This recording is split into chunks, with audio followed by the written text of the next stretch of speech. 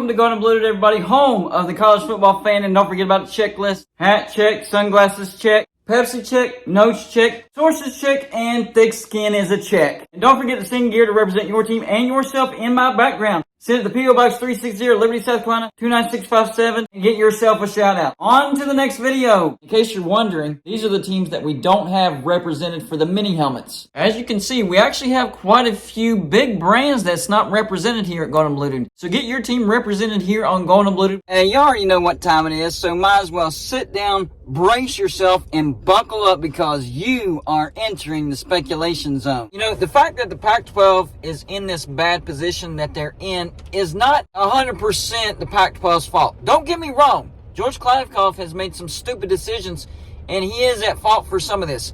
But it's not all their fault. Some of this falls on the shoulders of ESPN. ESPN, because of their stupid decisions, may have screwed the Pac-12. By the way, this will be a Get It Gang video idea. If you don't know what the Get It Gang is, it's basically a name that I came up with for the group of people that come up with video ideas and leave them in the comment section of my videos. So if you think that you have a good video idea, leave it in the comment section of this video or any other video, and I might use it in my next video. So we're talking about the problems of ESPN that kind of spilled over into turning into problems for the Pac-12 as well. Remember what I talked about a few days ago? ESPN has come out and said we are not even close to a TV deal with the Pac-12. And the Pac-12 needs at least one avenue of linear cable. And I understand that Apple TV and Amazon Prime Video, they could sell some games to networks and do it that way. But you need an actual partner in the network community. And ESPN is the only one that's willing to do it. Fox backed out. That was the backbreaker for the Pac-12. That was the thing that really, really hurt the Pac-12. Fox backing out hurt them tremendously.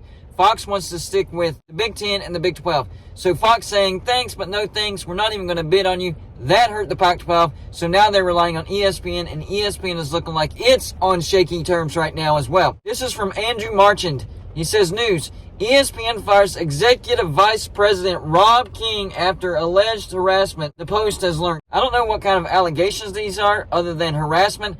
I don't know what type of harassment or who is reporting this, but that's not good. The vice president has been fired. The vice president for ESPN. So my first Get It Gang video idea comment comes from Doyle Murphy. It says, Golden Blue Dude, there's a bigger thing going on affecting the Pac-12 and ESPN. ESPN is part of Disney, and Bob Iger is accelerating a 7,000 employee layoff. This is just not ESPN, but with two other properties such as Lucasfilms and Marvel. Victoria Alonso leaving is huge to be gone from Marvel. Phase 4 from Marvel has had some stinkers at the box office. According to Overlord DVD on his channel is reporting that Lucasfilms The Acolyte is being looked in due to accounting, and some of the disappointing things that has disappointed Star Wars fans is catching up with Kathleen Kennedy. If Disney is hurting from Star Wars and Marvel's financial problems, could it be that Disney feels that they have to pinch pennies over at ESPN? Brett Yormark, doubt I spelled it right. Well, you missed the K, but that's it. With his connections, could have really seen this coming with Disney and got the gore or grant of rights done before TCHTF. Crap hits the fan, basically. Your thoughts if these problems on the side of Disney is spilling over to ESPN Pac-12 negotiations? Absolutely.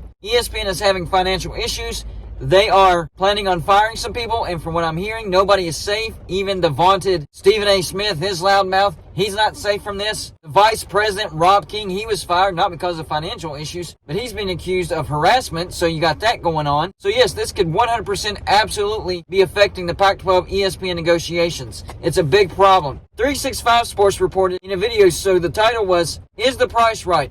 If the Pac-12 TV deal numbers is below $25 million, they don't stand a chance. Jim Williams. Also, Pac-12 presidents are optimistic about a new TV agreement. Will the Pac-12 reach expectations? That's the biggest question. I heard that there was a deal on the table that involved Apple TV, Amazon Prime Video, and ESPN, and the deal was $280 million for 10 teams. They would have made $28 million per year, and that's not counting expansion. Now, my friend, which I did a video on the other day, said that he has sources inside of Utah saying that they actually had a $380 million agreement on the table for the 10 teams, so they would have made $38 million per year. But they decided to give out of their hearts to SMU and San Diego State so they could join the Pac-12, and each team was going to give $5 million apiece so that San Diego State and SMU can make $25 million a year, and the rest of the teams will make $33 million a year. Well, with the problems of ESPN, I don't see that big $380 million deal on the table. I can see the $280 million deal on the table, but for 10 teams, that's still only $28 million, and that's not even factoring in SMU and San Diego State. Finally, the last Get a Game video ideas from Cyclone Steve. He says, the PAC could get a $50 million deal. If they go Apple, 10-year grant of rights, 100% streaming. I'm guessing the PAC will get $25 million or less per year. If the Big 12 gets Arizona, Colorado, Washington State, and Oregon State with BYU, they can sell ESPN Big 12 After Dark. And I did a live show on that as well. Yes, the Big 12 could sell the Big 12 After Dark if they can get those brands from the Pac-12 and they already have BYU.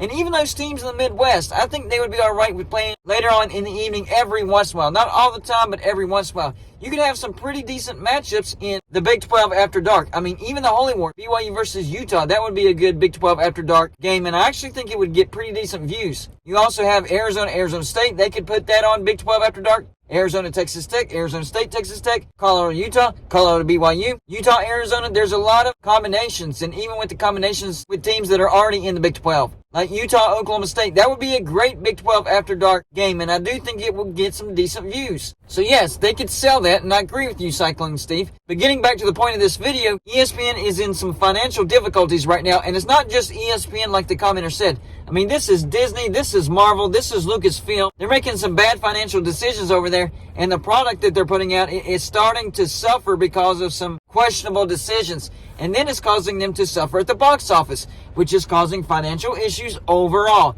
Everybody is connected in this as far as ESPN, Disney, Lucasfilms, and Marvel. They're all connected. So if one does bad, it affects everybody. And yes, this could absolutely be factoring into why ESPN and Pac-12 are having difficulties in their negotiations. Because the Pac-12, make no mistake about it, they need a linear cable network to be in on this TV deal. And ESPN, it looks like, is the only linear cable TV network that's willing to go in on this. And it looks like they're in financial trouble. So that means the Pac-12 is in trouble because they're relying on ESPN, and ESPN is in trouble. So the fact that Fox backed out early in these negotiations, that set the tone. That's what took Pac-12 down this bad road right now and having to rely on ESPN and ESPN screwing things up. Now, like Cyclone Steve says, they could go 100% streaming. And maybe they could get a decent TV deal to where these teams can make right around $30 million a year, maybe even a little bit more. Maybe a deal that's right at or even a little bit above what the Big 12 is making, but that's still 100% streaming. I think that would affect recruiting. I mean, what recruit wants to play for a team that their games is going to be streamed? That's not a good recruiting tool. Now, I understand that Apple TV and Amazon Prime Video, they could sell some of their games to these cable networks, but it's not the same as having an actual partner, a guarantee of a linear cable network partner. And yes, I 100% think that that would affect recruiting. So you think recruiting is tough now in the Pac-12 with USC and UCLA off to the Big Ten and a potential deal that is 100% streaming? Yeah, recruiting is going to take a significant hit in this situation. So the Pac-12 is in a bad position, and it's because of ESPN. Don't get me wrong, some bad decisions by George Kliavkoff has affected this as well. Brett Yormark was genius in getting ahead of the Pac-12 and locking in as much of that money as possible. Had George Kliavkoff done what he was supposed to do, maybe he could have got some of that Fox money because the Pac-12 was affiliated with Fox before this current round of negotiations. Fox backed out, and that's the moment the Pac-12 became screwed. But they didn't know that ESPN is having financial issues and that all this would come out. So it seemed like it was not going to be that big of a deal. Turns out it's a big deal. ESPN might be the reason why the Pac-12 is getting screwed right now. So y'all have it in the comment section. Number one, do you think it's ESPN's fault that the Pac-12 is in this situation? Or do you think that there's other things going on as well? I think it's a little bit of both. Number two, do you think the Pac-12 will go 100% streaming? And if so, do you think it will affect recruiting negatively like I think? Or number three, do you think ESPN can somehow pull this out of the fire and offer the Pac-12 a decent partnership in their TV negotiations? That's all I got for you for this show. Like and subscribe if you haven't already, and I'll see you on my next show.